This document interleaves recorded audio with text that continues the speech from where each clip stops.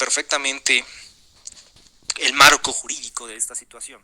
Hay que saber que hay una ley que reglamenta los delitos en materia de desaparición forzada, cometida obviamente por autoridades, y la desaparición forzada cometida por particulares, entre otras conductas delictivas. Este hecho es enteramente legal, ¿eh? O sea, ahorita vamos a ir más a fondo, pero debemos de conocer todo.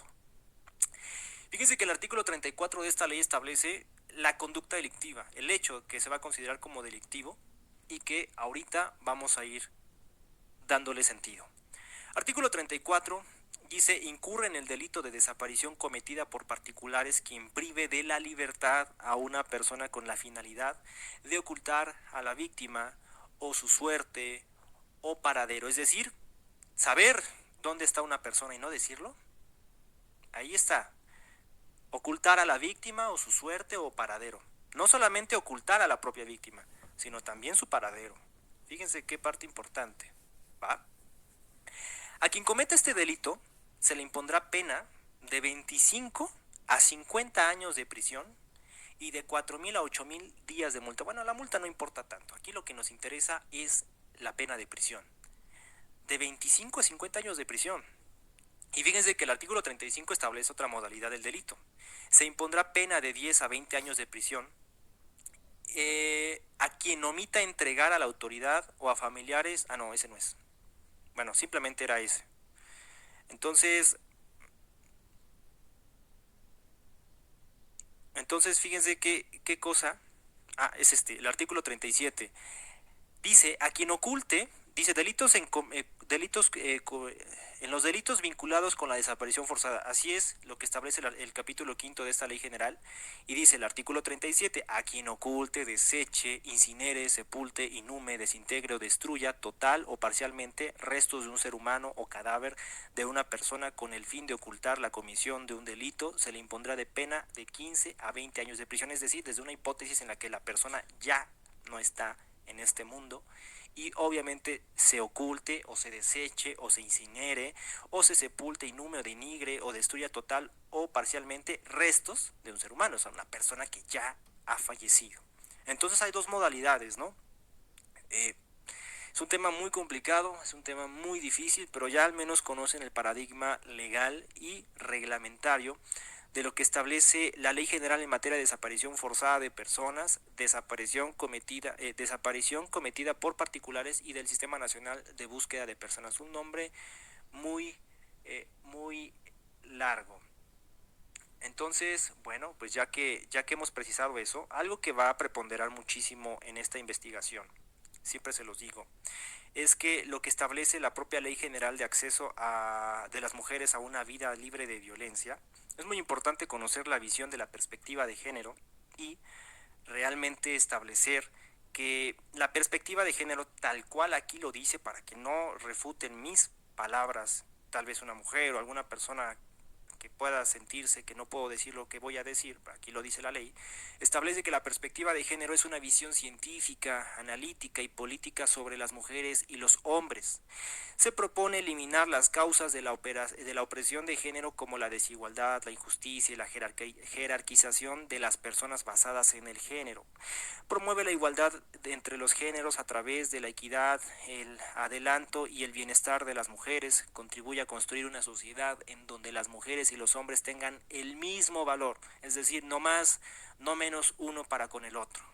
La igualdad de derechos y oportunidades para acceder a los recursos económicos y la representación política y social en ámbitos de toma de decisiones. ¿Por qué les digo esto? ¿Por qué cito esto de la ley general de acceso de las mujeres a una vida libre de violencia? ¿Por qué lo menciono? Porque toda investigación, principalmente donde haya mujeres como víctimas, debe ser establecida bajo rudimentos como lo es la perspectiva de género, es decir, no tener prejuicios en la investigación, no tener conceptos morales anticuados y todo esto, pero es para con la víctima, no para con los testigos, no para con los probables responsables, ¿sí? Al menos no en la extensión de lo que establece esta ley general. Y obviamente todo esto tiene que ir concatenado con la propia ley general de víctimas, ¿sí? Que aquí está. Entonces, ya que hemos precisado todo esto, vamos a ir a, a una parte muy importante ya para ir culminando los hechos en sí. Ahorita vamos a ir con comentarios, pero qué bueno que han llegado hasta esta parte, porque esto va a ser algo muy polémico y bueno, yo sé que ustedes son personas analíticas y que tienen un gran juicio de valor para poder eh, establecer lo que es razonable, ojo, razonable y lógico, lo que es apegado a las reglas de la experiencia o las máximas de la experiencia, ¿sí? Dice el título que nos pone MSN Noticias: feministas piden no culpar a amigas de Devan y Susana en Nuevo León. Feministas piden no culpar a amigas de Devan y Susana en Nuevo León. Obviamente establecen que Devan y Susana Escobar Besaldua se encuentra desaparecida desde la madrugada del 9 de abril, y en redes sociales se difundió una foto en la que aparece la joven de 18 años en una carretera en Nuevo León. Su desaparición causó impacto en Nuevo León, pues el hecho fue el mismo día que se confirmó el asesinato de María Fernanda, otra joven que no había sido localizada. ¿Va? Pone, en redes sociales circula la imagen de ese momento en ese sitio desolado y es la última que se tiene de Devani. Entonces aquí hace una pregunta sustancial, que es la que que he visto mucho aquí en el chat, que ahorita vamos a responder. ¿Qué se supone que debería de pasar si te dejan tus amigas en la madrugada? Respondiendo a la pregunta que les marqué. ¿Las amigas de Devan y Susana son culpables? Entonces esta pregunta que les acabo de leer también, ¿qué se supone que debería de pasar si te dejan tus amigas en la madrugada? ¿Qué tipo de amigas te dejan en la madrugada? Con esas amigas son algunos de los comentarios que apuntan a las jóvenes con quien Devani Susana salió. Sin embargo, diferentes colectivos feministas como Mujeres de la Sal y Criminología Feminista aseguraron que dichos señalamientos solo denotan misoginia. Para las que preguntan qué se supone que debería de pasar si te dejan tus amigas en la madrugada y ponen con tono de señalamiento a los chavistas, pues nada, no debería pasar nada, ni en esa situación ni en ninguna otra. Deberíamos salir a las calles sin miedo y seguras de volver. Nada más, señala una publicación de Criminología Feminista. Mientras que Mujeres de la Sal señaló que quién es el culpable de la desaparición de Devan y Susana, y pone: la culpa no es de las amigas, la culpa es de quien pudo habérsela llevado, manas. Cuestionan la misoginia interiorizada con la que avientan sus discursos, porque volvemos a la misma, dice una palabra altisonante que no voy a mencionar, que tanto tratamos de cuestionar y cambiar. Bien, acá hay, y esto ha formado parte del discurso de ciertos colectivos feministas. No lo digo ni con censura, ni con autocensura, ni con temor de pronunciar sus nombres, porque aquí voy a decir unas cosas que son muy importantes, ¿sí? Fíjense, fíjense que las ideologías realmente ya en el mundo material a veces no pueden ser materializadas, fíjense qué redundancia, y no pueden ser sujetas a las reglas de la lógica y de la suficiencia de razón, porque muchas veces se ven mermadas por tratar de justificar ideas que no cuadran con la realidad. Voy a decirles una cosa muy importante. El encabezado de estas declaraciones dicen: feministas piden no culpar a amigas de Devan y Susana Nuevo León. Y esto atiende a un trasfondo y una sugestión que estos colectivos tratan de impregnar en nuestra sociedad. Es decir, por ser mujeres las amigas de Devani, ¿no deben de ser tenidas por sospechosas? Es una pregunta muy importante. ¿Solo por ser mujeres? Y si Devani hubiera ido acompañada con dos hombres, cosa que no pasó, pero es un ejemplo, ¿no estos mismos colectivos estarían rasgando sus vestiduras pidiendo que se investiguen a estos amigos si hubiese sido el caso, sin conceder que hubiera pasado? ¿No creen que eso hubiera pasado de manera razonable? Sí, si hubiera pasado, se los respondo yo. Entonces, este tema que se quiere ideologizar y que no debemos de permitirlo, porque las ideologías son a veces cosas imaginarias, son cosas que no nos llevan a nada, no nos resuelven los problemas como ahorita, ¿sí? No es por hablar del feminismo, porque no es el tema. El tema es que el feminismo está tratando de eludir una responsabilidad que pueden sostener estas amigas, de las cuales se debe de sospechar, porque volvemos al punto inicial. Este señor que está aquí no le interesa quién haya sido el que se la llevó por sí mismo. Le interesa que se esclarezca el hecho y encontrar a su hija. No le interesa otra cosa, ¿sí? No le interesa la ideología, no le interesa proteger, no le interesa, lo que quiere es a su hija. Y los colectivos feministas por sí mismos no ayudan. ¿Por qué? Porque lejos de causar violencia allá afuera en las calles, lejos de haber hecho eso y con eso poder esclarecer todo esto, simplemente se ciñeron por lo que es fácil, la violencia, ¿sí? Pero bueno, dejemos a un lado este tema. Tal vez ahorita lo retomemos otra vez. Pero ya que hemos precisado todo esto, todo este camino entramado y serie de situaciones complejas, el último punto que me queda por resaltar es lo que establece el artículo que establece lo que es el abandono de persona. ¿Y por qué el abandono de persona? En un principio les mencionaba que en muchos lugares había yo leído que probablemente este era un abandono de personas. Cuestión que no es un abandono de personas porque la conducta delictiva que la ley, es decir, el Código Penal aplicable para el Estado de Nuevo León, no contempla como una cuestión delictiva, ¿sí? Vamos a dejar esto y ahorita ya vamos a ir a más profundidades. Dice lo siguiente lo que establece el artículo 335 respecto del abandono de persona, que dice que al que teniendo obligación de cuidar abandone a uno o más menores o a una o más personas enfermas o a una o más personas adultas mayores incapaces de cuidarse a sí mismos, se le aplicaría de 1 mes a 4 años de prisión. Y dice, para el caso de que resultara alguna lesión grave a la persona o personas abandonadas, se le aplicarán de 50 meses a 5 años de prisión. De 5 meses a 5 años de prisión. Y dice, también se sancionará por la comisión de este delito a la persona que, ejerciendo la tutela, la patria potestad o tenga la obligación de cuidado de una de las personas a que se contrae el primer párrafo del presente artículo, gestione el internamiento de esta en una institución a sabiendas de que no cuenta con permiso o autorización de la autoridad competente para el cuidado de personas. Entonces, ya vimos que no es abandono de persona. ¿Por qué? Porque se establecía el verbo abandonar y se creía que porque abandonó a esta persona, que es Devani, en la calle, en la carretera, un delito que se debía perseguir era el abandono de persona, cuestión que es totalmente falsa. Al menos ya saben ahorita, de manera muy somera, lo que es el abandono de persona, pero ya concluirán que no hay abandono de persona. Bien, vamos a pasar y dar inicio a estas preguntas con las que les decía, con un método mayéutico, tratemos de poder contestarnos a nosotros mismos y generar un poco de conocimiento respecto de lo que está pasando aquí. Y fíjense, hice una serie de preguntas, cuestionamientos que a mí me llaman la atención, que yo mismo generaría si estuviera en la aptitud de ayudar ahí como asesor jurídico, como abogado. Es algo que probablemente inclusive hasta les pueda interesar. La pregunta número 1 de todo este serie o esta serie de preguntas es, ¿por qué fue a la fiesta? Primera pregunta, ¿por qué Devani fue a la fiesta?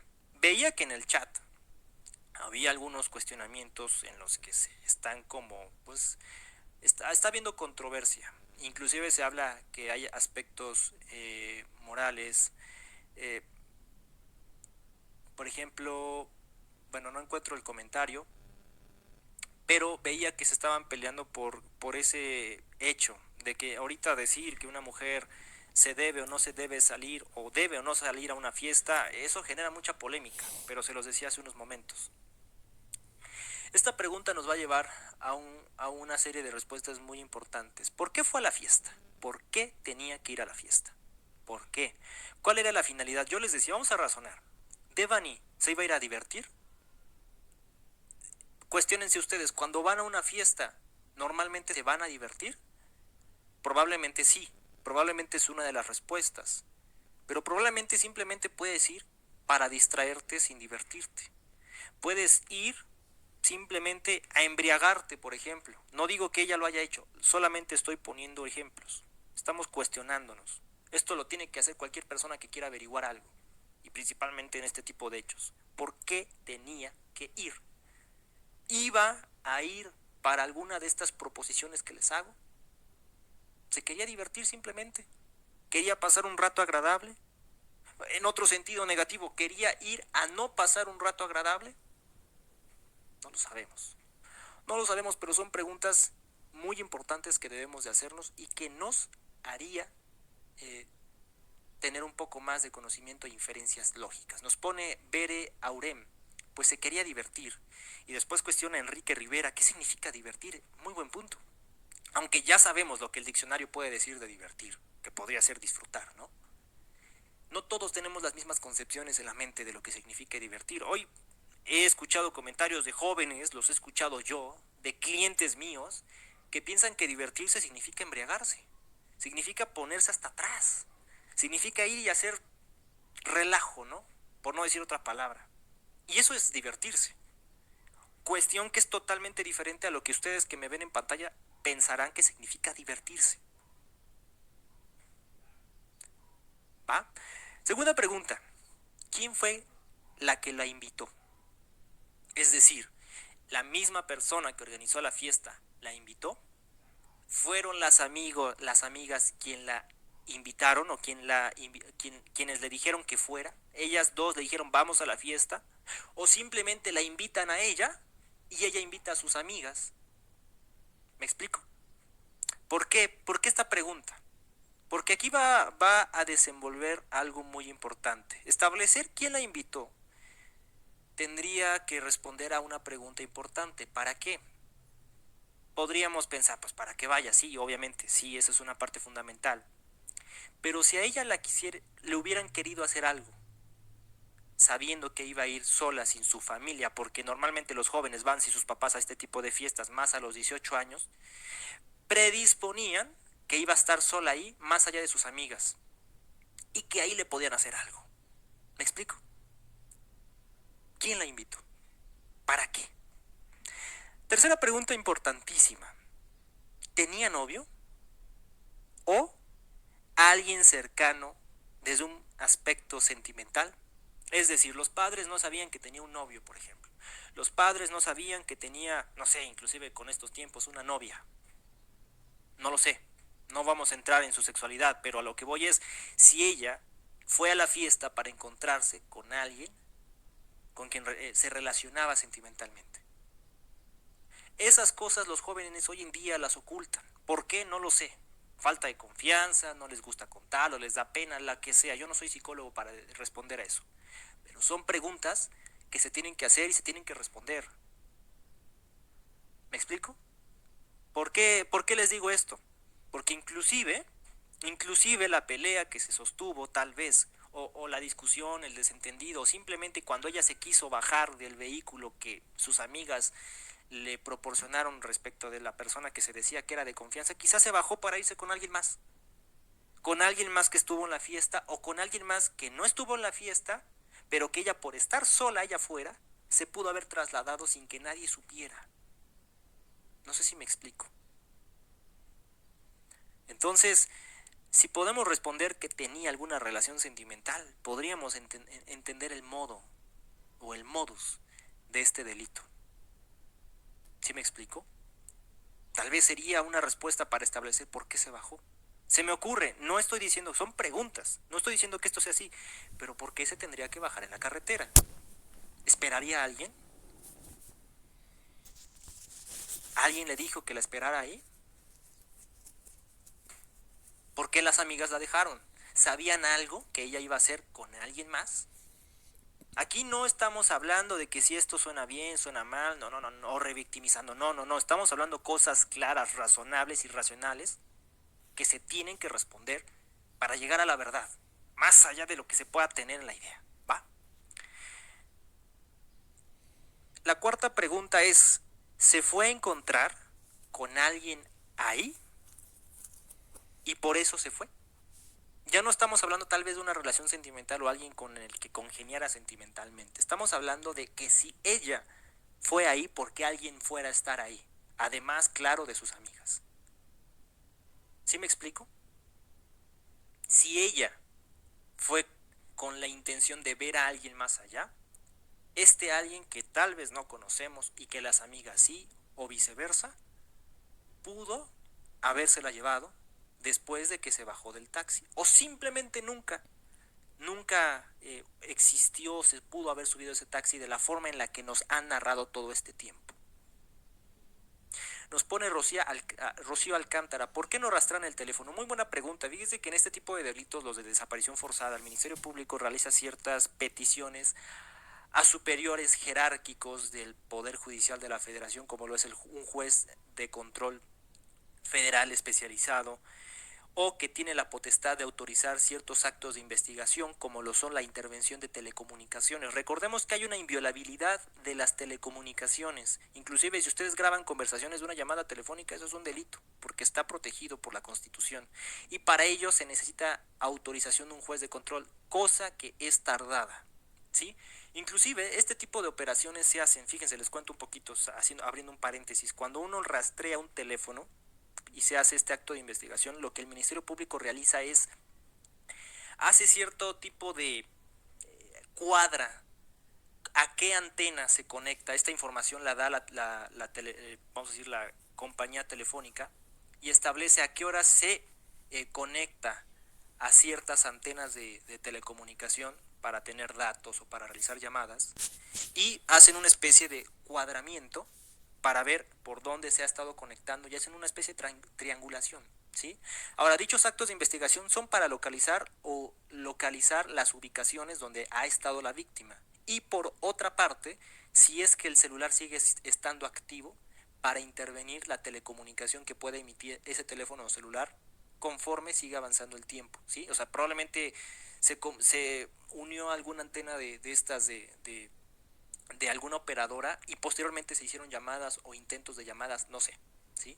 Pero bueno, todos estos son actos que deben de ser autorizados, obviamente es una burocracia, pero tienen que ser autorizados por un juez de control federal.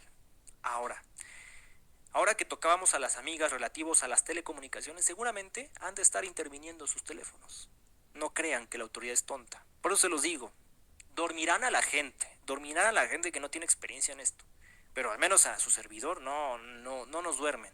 Y seguramente la Policía de Investigación, a través del Ministerio Público, por su conducto, previa autorización de un juez federal, ya está interviniendo las telecomunicaciones de estas jóvenes, inclusive del papá, de la familia, porque insisto, aquí nadie puede salirse sin responsabilidad, porque aquí debemos de encontrar la verdad, o lo que más se parezca a la verdad de acuerdo a la versión de los hechos que plantea el fiscal o el agente del Ministerio Público.